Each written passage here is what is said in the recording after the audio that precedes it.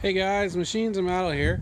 So I've been working on this now for a week or two, maybe a week and a half, and finally got her to where she's probably getting pretty close to loading her with tools and some shop equipment. So I don't know if you watched the first two videos. I'll link them in the description and maybe on the end screen of this one. But anyway, what we're doing is got inside this Grumman service van I got and built some new shelving. So this is the original, like the last video you saw, and then we added this shelf with some racking, and then over here built a little cabinet out of gas. Now technically this isn't legal, but for purposes we're using it for, it might be okay.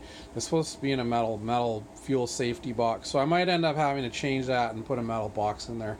But anyway, so just made a spot here for some stuff. That's from a boat marina I used to do some contracting at that they tore down. I thought it was kind of neat. But there's some parts bins. We picked these up the other day in the mall. There's a store called Mini So, and they sell I guess Japanese made household items, and they have these little tubs, and they were on for 50% off or something. Anyway, they were $1.35 each, and they came with a lid, but we don't really need the lid.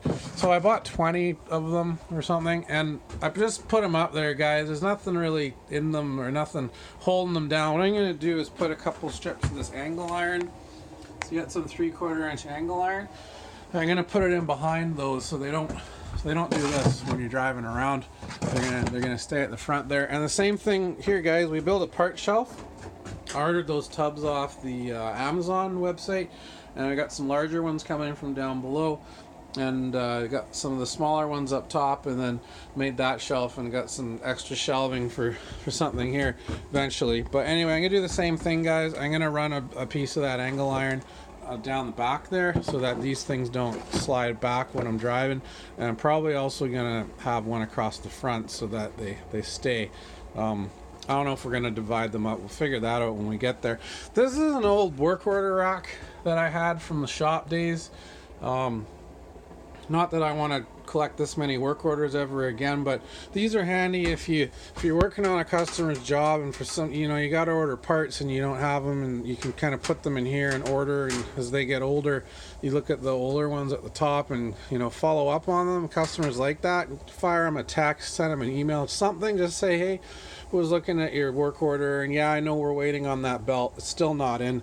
So anyway, that's a work order board I had. I just threw it up there. I don't hopefully fill that, because that's not a good thing to have full work order board in your van. It gets too busy. And then over here, got the compressor. Oh yeah, we took that door out, guys. There was a door on the floor, giant solid wood door that was the foundation for a grinder. Anyway, it got removed last night in the dark. Went underneath and undid the bolts and then cut them from the top, pulled the door out. So now you can see the air compressor sits nicely underneath of that little bit of a table. I'm gonna clamp this down to the ground, obviously. Probably put a couple bolts through the foot there, and maybe a clamp through the back, and get this baby up and running. Above it, we got a little work area, workstation. That was my chainsaw sharpener, guys. If you've ever sharpened chainsaw chains, you know how handy this is. That's vise mount. I've got it set up here so you can clamp the base into a vise. I take it to work once in a while to my day job and use it on their saws, so I don't want to permanently install it in the van. But anyway, it sits there. It's a good spot for it. And we already went over this in the last video. There's some shelving and some stuff. I made some drawers. Found some plastic drawers in the barn. Just, put them in there. So I haven't loaded anything in here yet, but I'm going to start putting in... Actually, what I'm going to do is I'm going to empty this toolbox, completely empty it, and sort out the tools that I want to have in the van on the bench, put them away, and then I'm going to probably run around the shop inside, just over here, the lawnmower shop down in there, and grab all the shop equipment that I would use in here for doing jobs, and then probably end up loading parts, lawnmower parts in drawers. So different things that I know I'm going to need. A lot of carburetor parts. I'm going to have spark plugs up here, I think. I'll do a couple different spark plugs per bin with labels on them, and you know, some oil filters and gas filters and just things that I know we're going to use. We're going to have a lot of Briggs and Stratton and Honda air filters. We'll probably put them up there. I've got a good record of what I've sold local customer base over the last few years for their equipment and machines, so I can kind of pre-guess what I'm going to need for this season and order the stuff. Amazon's your friend, so you already know. So anyway, yeah, that's where I'm at. It's come together really good the last few days. There's a big storm blowing in right now. It's supposed to be the coldest it's been all season for us out here. -10 tomorrow, and that's pretty chilly.